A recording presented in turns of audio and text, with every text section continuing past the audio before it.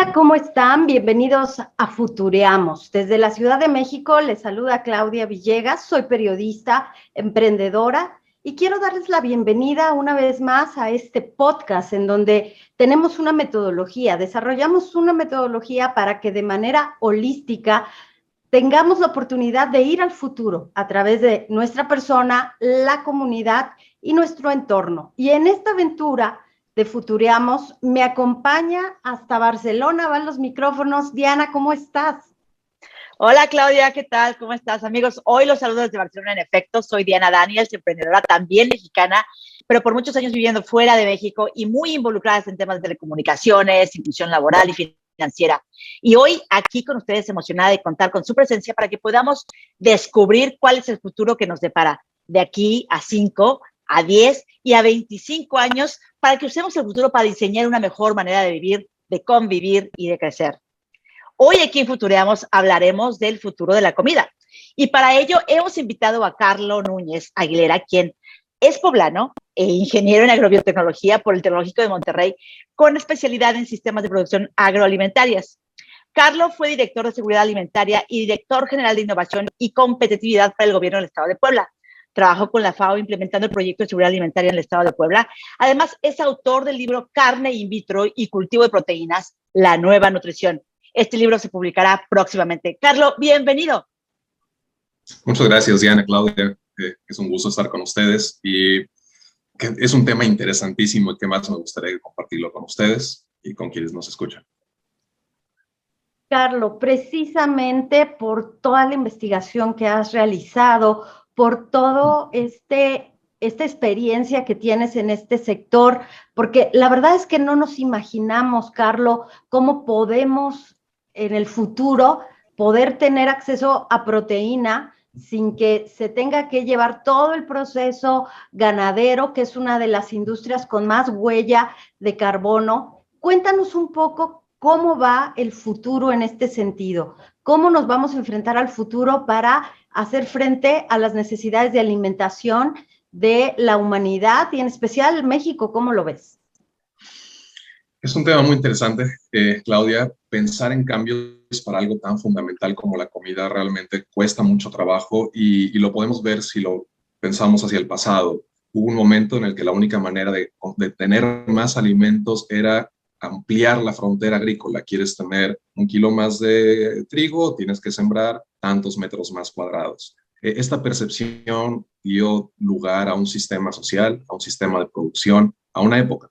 Y en el instante en el que descubrimos el tema de los fertilizantes, por poner una de las muchas herramientas tecnológicas que cambiaron esto, cambió la ecuación por completo, porque en ese momento esta suma cero, en esta suma cero de nutrientes en el suelo, de espacio arable, de agua disponible, gracias a la tecnología pudimos cambiar el paradigma del alimento.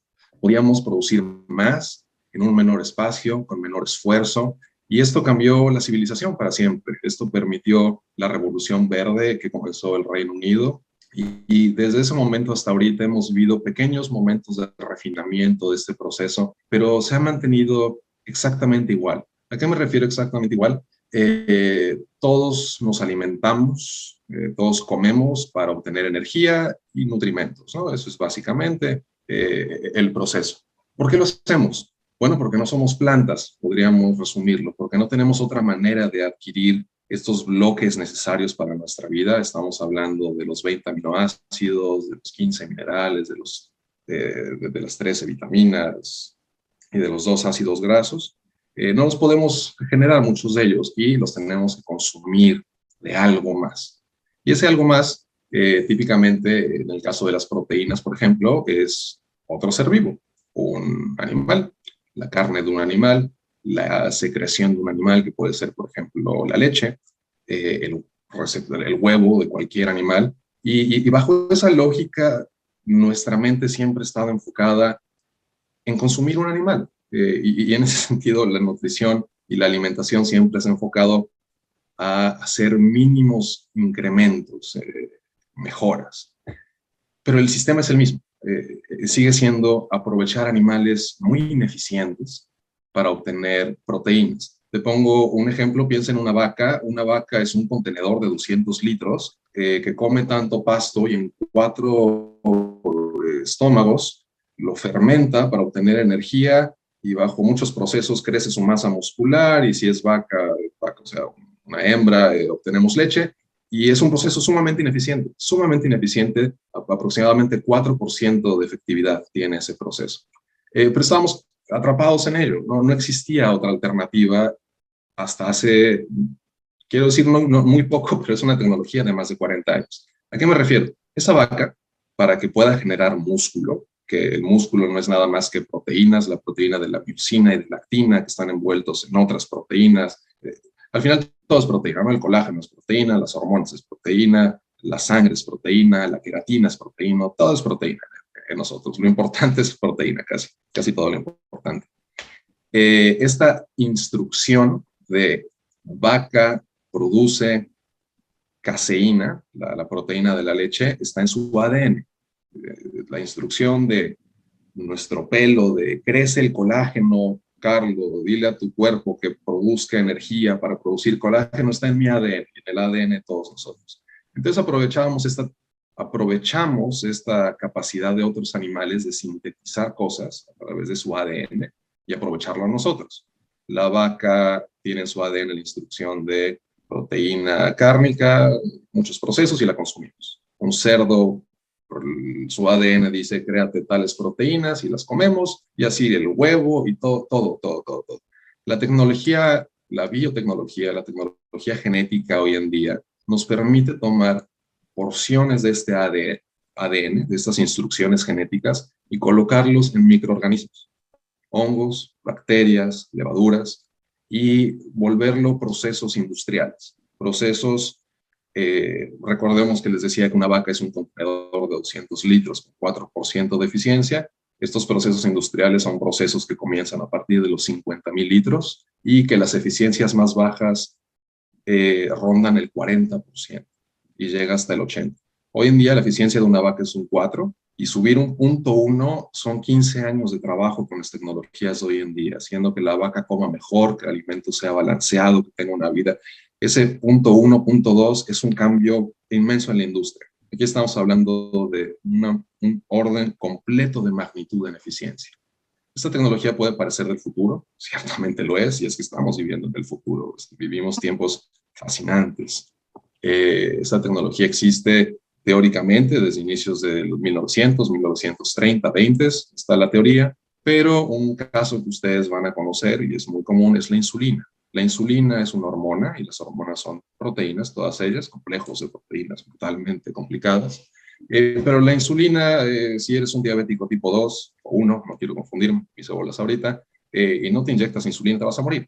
O sea, eso es un tema de vida o muerte, ¿no? Como lo hacían antes, bueno, descubrimos, desde que se descubrió que la insulina era la causa, que aislando la insulina de los cerdos tienen una insulina muy parecida a la humana, purificándola, inyectándotela, podías sobrevivir. Proceso de insulina. Como se pueden imaginar, ¿cómo se obtenía? Bueno, de todos los mataderos, en ese momento me parece que era en Atlanta, de su momento, bueno, el lugar de Estados Unidos, el lugar no importa.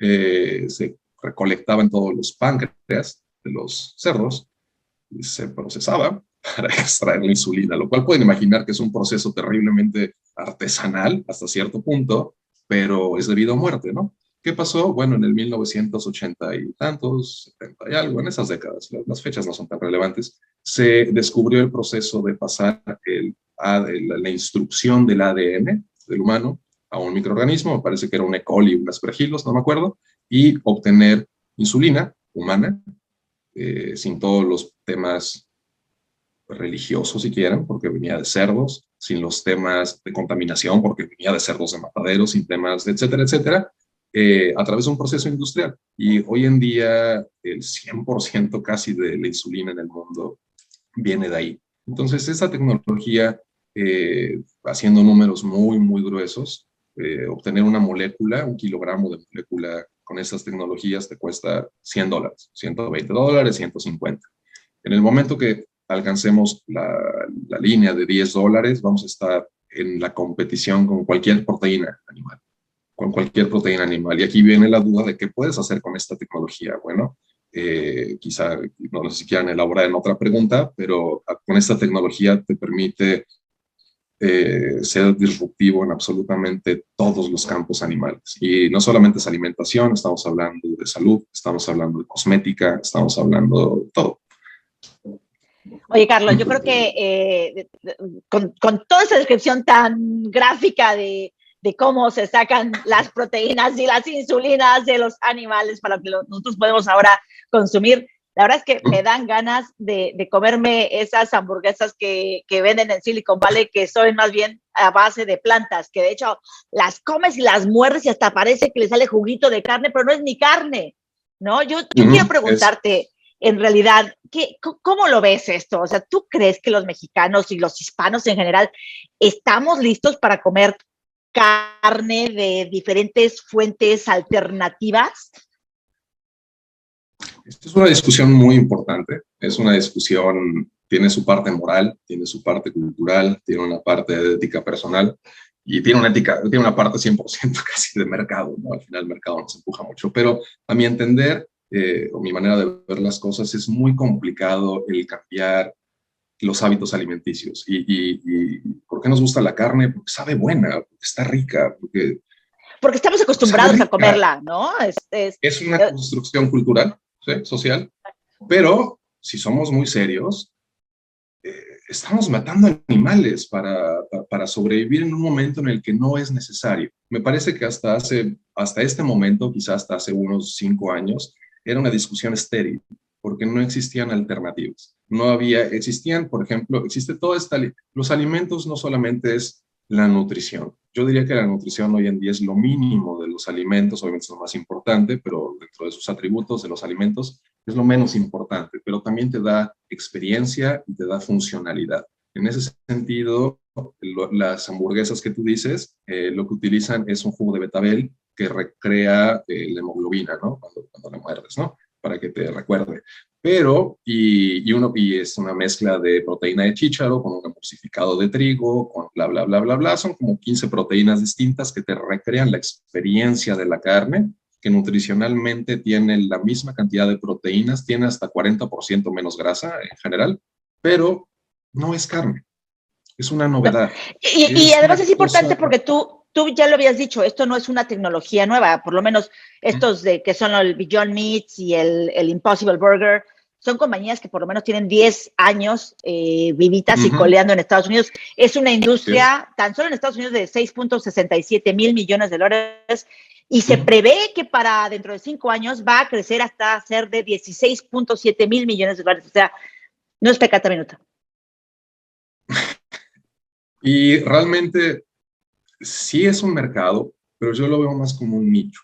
Y es un nicho que, a mi parecer, va a desaparecer, que es una burbuja realmente. ¿Por qué? Porque hoy en día no existen otras alternativas. Es o comes carne, o comes un tipo de carne basada en otra proteína, que puede ser hongos, que puede ser insectos, que puede ser una mezcla de proteínas vegetales, o no comes. Y realmente cuando le enfrentas a una persona estas 3 opciones, o dices al demonio todo y comes carne normalmente, o comes las vegetales un rato y te hartas y regresas a la carne, ¿no? Muy pocos son vegetarianos. Es importante recordar que somos seres humanos, ¿no? Si fuéramos seres racionales, hubiéramos dejado de comer carne hace mucho tiempo, pero somos gente de emociones, ¿no? Y aún el país más vegetariano del mundo, que es la India, que tiene como un 15% de vegetarianos, nada más tiene un 15% de vegetarianos, es un número muy, muy bajo. Entonces, a mi entender, el futuro de la carne es este futuro que te va a permitir, estamos hablando de carne en el cual no involucra, ahorita te mencioné el proceso de producir una proteína, una molécula como tal, y si me permites dar un ejemplo, esto te hace producir un par de productos, por ejemplo, leche, por ejemplo, huevo, que es un par de proteínas y agua, ¿no? Realmente no es tan complicado. Pero existen otras tecnologías como la reproducción celular de tejido muscular, que es más muy, muy, muy, muy general, una célula de músculo, una vaca, y lo reproduces en un tanque, en un bioreactor, para que puedas reproducir el tejido completo, ¿no? Eso ya existe. Crecer. Esto ya existe hoy en día. Si quieres te platico cómo estamos hoy en día en ese término. O sea, hay muchas tecnologías, muchas cosas, pero la reproducción celular de carne, es decir, tomar la célula de un animal y reproducirlo para que te lo puedas comer, solamente existen 3, 4 casos comestibles hoy en día. Tenemos uno en Israel y casi todos son en pollo. ¿Por qué? Porque el pollo es una carne muy magra y al ser magra te evitas tener todo el tejido intravascular que es muy complicado de reproducir. El pollo es más sencillo en ese sentido. Entonces, en Israel puedes comprar una pechuga de pollo en un restaurante. Si tienes ahí, no quiero salirme de mi navegador, pero si pones en Google ahorita Israel, pollo in vitro, de chicken in vitro, te va a aparecer este restaurante y puedes ir a comerlo. Me parece que el platillo está en $150. Asequible, digamos, un poco caro para lo que es un pollo, pero asequible ¿Un para poco? la tecnología que es. Digamos, hay filetes de carne más caros, ¿no? Es una wagyu, cosas, ¿no? Un Kobe, por ejemplo. En Estados Unidos existen algunos permisos muy localizados para cortes de res. Un tibón también existen en Alemania. Pocos permisos, no al público, pero ya se está haciendo la tecnología ahí. Y esta capacidad de tener proteínas baratas a través de procesos industriales abre otro mundo de alimentos que es la impresión de alimentos. Hoy en día, digamos, para la tecnología de impresión de alimentos es muy básica, tiene los componentes fundamentales y a través de procesos imprimes comida, ¿no? Muy general. Pero hoy en día es muy caro hacer esas piezas fundamentales. La proteína es muy cara hoy en día, pero con estos procesos la proteína, además de resolver un tema de desigualdad social y de alimentación, vamos a poder imprimir alimentos de verdad a un precio. Y si me quieres aventar un poquito más a futuro, esa es la única manera que vamos a poder ir al espacio, porque no podemos crecer alimentos en el espacio, sean vegetales o animales, tenemos que reproducirlos a través de bacterias. Estas son nuestras fábricas para construir alimentos. Carlos, esto me lleva a hacerte una pregunta que tiene que ver hace como 5 años o más. Ya en Estados Unidos comenzó a trabajarse sobre una regulación, el Departamento de Alimentos en Estados Unidos. Yo sé, y cuéntanos si tú quieres, que también tú en México has estado colaborando en cuál sería el marco regulatorio, porque hay que destinarle recursos, porque hay que destinarle presupuestos, políticas públicas, porque precisamente no es un tema nada más de una construcción cultural de cómo una hamburguesa vegetariana o voy casi en una experiencia gastronómica a comer una buena pieza de pollo cultivado, sino que solucione problemas de alimentación en países como México, con gran desigualdad. ¿Cómo va esto y cómo ves el futuro a 5 a 10 años, por ejemplo, Carlos? Mira, el tema de las leyes, algo que comentaba con Diana a inicio, es por todos conocidos, siempre están por detrás de la realidad, ¿no? Siempre la legislación lleva muchos años de desventaja, pero con los cambios que vivimos hoy en día, esos cambios son exponenciales, las diferencias son exponenciales realmente. Entonces, la ley en México en este sentido se basa en la Ley Federal de Salud, Ley Federal de Salud que regula absolutamente todo, es una ley mastodóntica, le pega a todo lo que se te ocurra, desde bancos de ADN, los vapers para fumar. Es una ley muy, muy robusta, pero no sirve de mucho. Y la ley de bioseguridad, que está muy, muy acotada a esta visión de que en México la biotecnología es esta mantra de sin maíz no hay país, y solamente existe el maíz transgénico, y esos son unos grilletes culturales que no nos han permitido avanzar en el sentido legislativo y en el sentido académico. Ha sido muy complicado. Hoy en día el tema es tan revolucionario. Te pongo un ejemplo, estamos teniendo esta idea de que puedes construir la leche desde sus componentes, ¿no? Que es 3.3% proteína y el resto es agua y grasa y azúcares, ¿no? Un poquito. En esta manera de construirlo tienes una bacteria que te produce un tipo de proteína, otro que te hace otro, y los juntas, ¿no? Pero la leche, normalmente, o sea, la leche de las vacas, las ordeñas de una ubre, trae colesterol. Y ese colesterol no es bueno para nada, no te da ni sabor, ni te da ninguna cosa buena en términos de estabilidad, nada, nada. Entonces, Esta leche que tú puedes hacer no es un sustituto, es nutricionalmente lo mismo, es genéticamente lo mismo, le corres un test genético y es vaca, leche.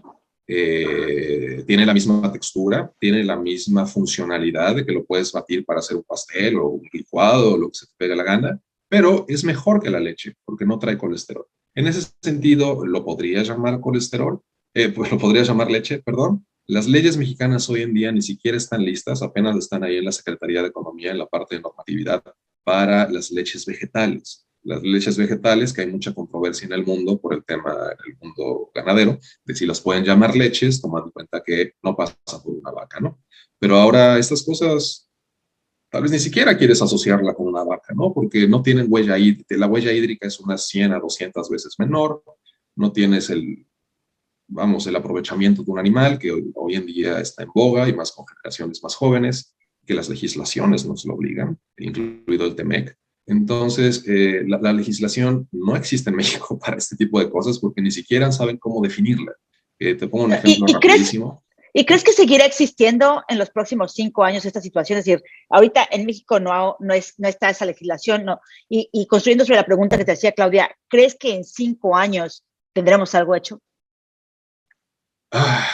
No, no lo creo. Iba a poner el ejemplo de cuando la Profeco detectó que el atún traía proteína de soya. Ahí te estaban dando proteína de soya por proteína de atún y el gobierno se tardó unos 3 años en hacer todos los cambios, ¿no? Y es algo que estaba en el mercado, que estaba en boga, que todo el mundo estaba hablando de él. Se tardaron 3 años y ya existían las normas, era nada más reformarlas. Los tiempos legislativos son una realidad, la realidad política no la podemos obviar. Yo creo que en 5 años México va a tener una invasión de empresas norteamericanas y europeas que van a cooptar el mercado si no nos ponemos listos, porque no hay emprendedores de esto en México, no hay investigación de esto, no hay startups de esto, no existen fondos ángel de esto en México, pero sí existe una sucursal de Unilever en México haciendo esta investigación, existe una sucursal de Tyson, la empresa de los pollos enormes, de Pilgrims, porque estas grandes empresas son las primeras en darse cuenta que están a punto de desaparecer si no se ponen las pilas. Esto nos lleva a una peligrosísima integración vertical, que si el gobierno no se pone las pilas, no en 5 años, sino en 10, van a ser monopolios terribles. Entonces, no vamos a poder deshacerlos si no nos anticipamos a ellos. Y 25 años para este tema me parece demasiado, porque en 25 años ya va a estar establecido el 100% de esta industria. Yo creo que para el 2030, 2035, todas las industrias lecheras que no cambien este modelo van a estar en la bancarrota, porque no hay manera de hacerlas sostenibles económicamente. Pues está para pensarse, porque justo cuando platicaban sobre este asunto de que vendrían empresas extranjeras, pues se trata de soberanía alimentaria, como se trata de soberanía en temas de vacunas, como se trata de soberanía energética, entonces hasta de soberanía en términos políticos. Entonces, Carlos, ¿cuáles serían los pasos en política pública? Una ley, destinarle presupuesto, ¿qué se debe hacer en un plazo? Pues tú dices 5 años, no se va a hacer nada. ¿Qué se tiene que hacer? ¡Qué triste! Algo se tiene que hacer, sí. Sí, bueno, yo pienso que en 5 años no se va a hacer nada, pero es en 5 años cuando se tienen que hacer las cosas, por supuesto, ¿no? En México dependen 5.5 millones de personas del campo y de ellas unas 800,000 están ligadas a los animales directamente, pero se puede imaginar que detrás del animal están los que hacen los alimentos y lo que es un mundo completo, no es un ecosistema industrial. Todos ellos se van a ver desplazados por industrias más eficientes. Nos ha pasado con absolutamente todo. En la historia de México es la historia de la humanidad, ¿no? La industria del calzado en México desapareció por ello, la de los juguetes, la de los muebles, la de la refinación, del petróleo. No nos hemos sabido poner a la altura, a ser un país del tamaño en que somos y con la historia que somos, no nos ponemos a la altura de nuestro peso. ¿Qué es lo que hay que hacer? Bueno, el gobierno no tiene que hacer una ley, tiene que hacer una reforma del nivel de una reforma agraria. Estamos hablando aquí de reformar al campo desde sus bases, por lo cual no puede ser un decreto, no puede ser una NOM, tiene que ser un trabajo legislativo desde cero, o sea, desde el suelo. Mi primer paso es, por supuesto, una opinión personal con las condiciones actuales, es que México tiene que comenzar a deshacerse de su inventario ganadero en los próximos 10 años. Tenemos que aprovechar que esas vacas van a valer nada en un futuro, porque no va a haber quien quiera comprar su leche, y porque quien la quiera comprar va a encontrar una opción un 40% más barata. Entonces, lo que tiene que hacer el gobierno de México es ayudar, bueno, por supuesto, un pequeño ganadero, alguien que toda su vida se ha dedicado al campo y sudado de una manera impresionante, trabajado, partiéndose el lomo, no ha tenido la posibilidad de especializarse en lo que es ser un ingeniero biotecnólogo con un posgrado en moléculas orgánicas. No estamos hablando de alta ciencia. Estas personas no, las condiciones socioeconómicas de México, la historia infame de nuestro país, no les ha permitido desarrollarse ahí y tienen que ponerse las pilas. ¿A qué me refiero? Tienen que ayudarles a liquidar este inventario suyo y a través de una cooperación 3-1 invertir en grandes empresas públicas. Es necesario que el gobierno retome una parte de esta soberanía en este momento, porque no existe el ecosistema, y hacerlos accionistas de estas empresas. No hay otra manera que les podamos asegurar bienestar a 800,000 personas en este país. No hay empleos para ellos, no tienen capacidades para otra cosa, no tienen bienes ni medios ni capital para otra cosa. El gobierno tiene que poner este gran manto, no social, no tutelar, sino para ayudarles a hacer una transición y así haciendo futuristas, así unas chaquetas mentales enormes, tienen que agarrar a los hijos de estas personas y meterlos a programas de becas para hacerlos ellos los ingenieros que llevan este proceso. Esa es la línea, porque si no, va a pasar lo que está pasando, por ejemplo, bueno, en muchísimos países. En Alemania, por ejemplo, la gran mayoría de los ingenieros en esto en Alemania, no una gran mayoría, pero es un ejemplo, una parte importante de ingenieros en esto en Alemania son musulmanes, son turcos, y por su ascendencia y su cultura, tienen mucha aversión a trabajar con el cerdo. Y Alemania es el mayor productor de cerdo de la Unión Europea y consumen muchísimo cerdo. Entonces, es un choque cultural complicado y te pongo un ejemplo. Esta tecnología, por supuesto, se adopta a las necesidades sociales de cada pueblo. Hay investigadores franceses que están desarrollando el foie gras, el hígado graso del ganso, de una manera biotecnológica para preservar la identidad cultural, pero de una manera sostenible. Existen investigadores en Rusia, condenando ahorita, vamos, todo lo de Ucrania, pero que están desarrollando la hueva del esturión del mar Caspio para, vamos, tener una industria sostenible de caviar, y así hay casos en Japón que están desarrollando calamares y cangrejos, y toda la proteína del mundo se puede reproducir hoy en día en un laboratorio. Y México, y ese es un proyecto mío un poco fantasioso, tengo esta idea de un par de años hacer un emprendimiento para algo que nadie va a hacer, de cualquier manera, chicharrón prensado y chicharrón el normal con esta tecnología. Reproducir el tejido epidérmico del cerdo en un laboratorio para freírlo en grasa de cerdo biotecnológica para hacer chicharrón igualito al que nos comemos todos los días, y chicharrón prensado, el de las memelas de sin todos colesterol. Los días, pero con biotecnología. Con biotecnología y Bueno, sin el colesterol, es que ahí lo puedes hacer 100% sin colesterol, ¿sí? Yo soy tu primera fan, voy. Digo, tiene un montón de calorías de cualquier manera, pero es un poquito más sano, ¿no? Entonces, esta ciencia, aunque sus bases son universales, porque estamos hablando de ciencia, tiene que adaptarse a cada lugar. Y si en México no nos adaptamos a tiempo, van a llegar a imponernos lo que existe de fuera, ¿no? Y vamos a perder cierta soberanía cultural alimentaria en ese sentido, ¿no? Entonces... Veo claramente lo que nos dices, o sea, ya nos diste un panorama dentro de 5 años, otro dentro de 10, ¿no? En el cual dices, bueno, probablemente de seguir como estamos, vamos a ser invadidos por compañías del otro lado del río Bravo o del charco, en donde perderemos pues esta soberanía alimentaria en el típico de comidas, y eso además desencadenará algún tipo de, o muchos tipos de desempleo inclusive. Es la verdad un panorama desolador.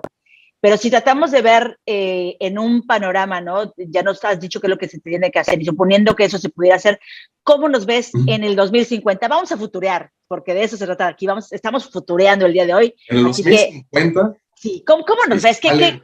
Ponte, ni tú ni yo vamos a decir qué edad tendremos en el 2050, ninguno de los tres, no se vale, pero ¿cómo nos vemos en el 2050? ¿No? ¿Cómo estamos en 25 años, por lo menos?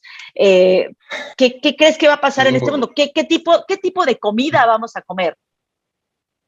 Yo creo que vamos a comer exactamente lo mismo, solamente de fuentes más sustentables. No vamos a cambiar las memelas, no vamos a cambiar lo que nos gusta, porque nos gusta y porque nos ha tomado centenas de años o milenios formarlas. Pero siendo muy optimistas, en 50 años yo creo que vamos a vivir un momento de enorme abundancia como jamás lo hemos visto. Vamos a tener una abundancia, estamos viviendo una época de transformación en los 5 grandes pilares de la civilización, en el transporte, en la energía, en la información, en el alimento, en los materiales. De esos 5 pilares, hoy en día solamente la información se ha movido y ha cambiado el mundo. La digitalización ha movido la economía y las políticas de todo el mundo y lamentablemente el resto de los pilares no ha seguido y eso ha creado un gran desbalance que no nos ha permitido, bueno, estabilizarnos, ¿no? En el instante que esta producción de alimentos alcance su meseta, que se encuentre establecida entre la gran población, que yo estimo que sería en el 2040, vamos a eliminar efectivamente la malnutrición, no el hambre, la malnutrición efectivamente. Hoy en día la falta de proteínas y ácidos grasos en los estratos más pobres de México condenan biológicamente a la gente porque no permite un desarrollo, vamos, biológico del cerebro, del cuerpo, ¿no? Y es una gran desigualdad que hoy en día no podemos atacar por el costo, y suena feo, pero el costo no nos permite, eh, vamos, a avanzar en esta nueva era. Estamos entrando en el fin de la era industrial, de esta era extractivista, se está acabando el modelo, no tenemos fundamentos para seguir con esto, y estamos entrando en esta edad de la creación. La energía va a ser el gran revolucionario, ya tenemos la energía solar, que es 80% más barato, nos falta la parte de las baterías para tener energía descentralizada. Esta capacidad de tener proteínas de laboratorio va a descentralizar gran parte del mundo, va a permitir que en las regiones más lejanas se pueda construir estas empresas. Bueno, no estamos hablando de abundancia, así el maná de la Biblia, pero empresas que permitan regímenes alimenticios sostenibles. Y en esta época de hiperabundancia de energía, de alimento, vamos a tener tiempo suficiente para ser libres por primera vez. Hoy en día pues, nuestras libertades son muy pocas, es la libertad y aquí, digamos, tenemos la oportunidad, la libertad de ir a votar, la libertad de ser escuchados, la libertad de juntarnos, ¿no? Pero la libertad fundamental de dedicarle el tiempo a lo que queremos, no la tenemos todavía. La gran mayoría de nosotros sobrevive, dedica nuestro tiempo para intercambiar nuestra labor por bienes y servicios que nos permiten vivir. Y esta época de hiperabundancia va a eliminar las causas materiales del sufrimiento y de los problemas. Hoy en día estos pilares nos están dando los conflictos de Rusia. Estamos hablando del fin de la época energética a través del gas.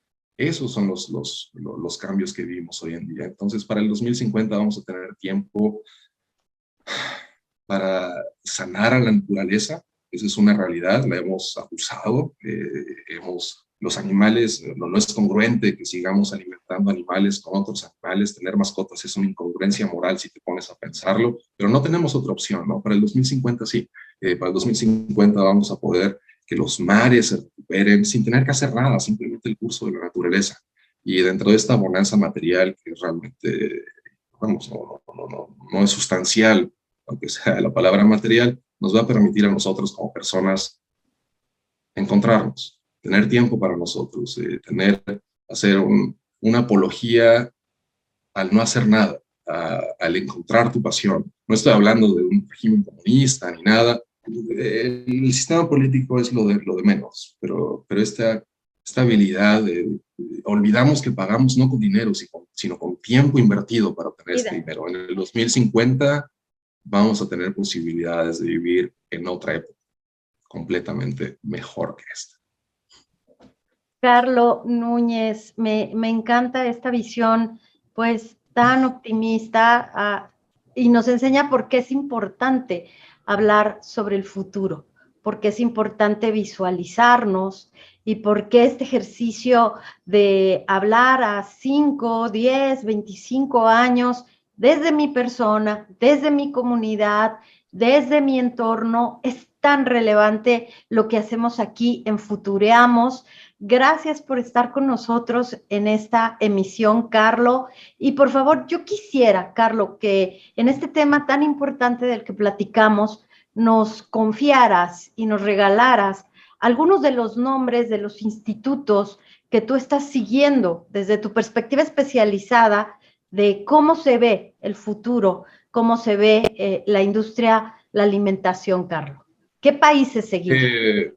De hecho, no lo comenté, pero ahorita me encuentro no en Puebla, estoy en Holanda, en la Universidad de Wageningen, donde estoy atendiendo los temas académicos y precisamente dentro de en esos temas voy a atender un par de lecturas sobre especialistas. La tecnología de la carne in vitro fue desarrollado por un profesor holandés en la Universidad de Utrecht, en Puebla acá, digamos, una de las muchas aplicaciones, pero la más comercial.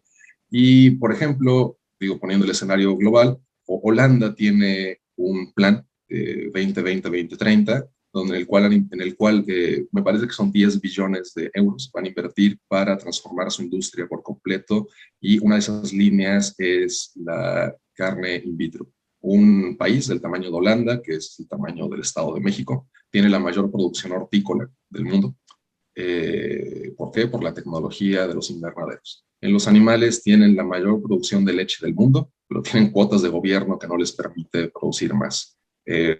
Estas tecnologías les van a permitir transformar su sistema alimentario. Son el mayor importador de fertilizante del mundo, se pueden imaginar, para hacer muchas de sus cosas. Entonces, el gobierno holandés tiene una propuesta muy, muy importante de hacer esto. En Estados Unidos, como es un tema muy polarizante, se pueden imaginar que la ganadería siempre está asociado con ciertos movimientos políticos o sociales. Existe un gran movimiento en el sureste, principalmente en la Universidad de UC Davis, en Estados Unidos, en Texas A&M. Existe muchísimo movimiento en la zona de California. Se pueden imaginar que todos los inversionistas de Twitter, de Google, de Skype, de todo el mundo del Silicon Valley está invirtiendo en esto, en todas las empresas. Esto no es, la carne sí es futuro un poco, pero si por ejemplo ahorita creo que en Amazon lo pueden conseguir, existe un helado que se llama Robot Free, algo no recuerdo, si ponen helado sin vacas, es un helado que recrea la caseína de la vaca a través de la soya. Pero todavía no estamos en el proceso industrial. La siguiente empresa que lo haga va a destruir Holanda. No va a haber ya hay una empresa, se llama Better Day Products. Ellos están haciendo leche, para que los cheques, están haciendo ya leche, son americanos, son de California, y están haciendo leche con proteína animal, súper interesante. Súper interesante. Entonces, Holanda, Israel, Alemania, Estados Unidos, un poco Francia y Singapur. Tiene muchas inversiones ahí, ¿no? Imagínense Singapur, una isla del tamaño de Tlaxcala, tiene capacidad de producir toda la carne que quiera en una bodega de 2,000 metros cuadrados, ¿no? O sea, es una cosa impresionante, ¿no? O sea, y ya no le compran a Brasil, ya no le compran a Brasil. Exactamente, y si Brasil no produce soya, Rusia no tiene a quien venderle fertilizante, y Bielorrusia no tiene a quien venderle fosfato, y se cae todo un sistema, ¿no? Tenemos que estar listos para ese sistema, o si no nos va a comer. ¡Wow! Pero qué fuerte todo lo que va a pasar. Yo creo que de verdad ha sido súper interesante. Carlo, muchísimas gracias por estar con nosotros. De verdad, queremos agradecerte tu presencia en esta entrega de Futureamos. Creo que nos queda claro que el futuro está aquí, lo estamos construyendo ya, hoy, al instante. Muchas gracias por tu presencia, Carlo. Gracias, Diana. Claudia, muchas gracias por el espacio y quedo a disposición para cualquier duda que quede. Muchas gracias, Carlos. El futuro está aquí, amigos. Y bueno, pues los esperamos en una próxima entrega de Futureamos, esta vez desde Holanda, Carlos Núñez, que en Puebla está desarrollando grandes investigaciones. Muchas gracias, Diana. Gracias, Claudia. Pues esto se nos acaba hoy, así que si eres nuevo en este canal, no te olvides de suscribirte, así no te vas a perder de los próximos y nuevos capítulos por venir. Así que gracias por venir y bienvenidos al futuro.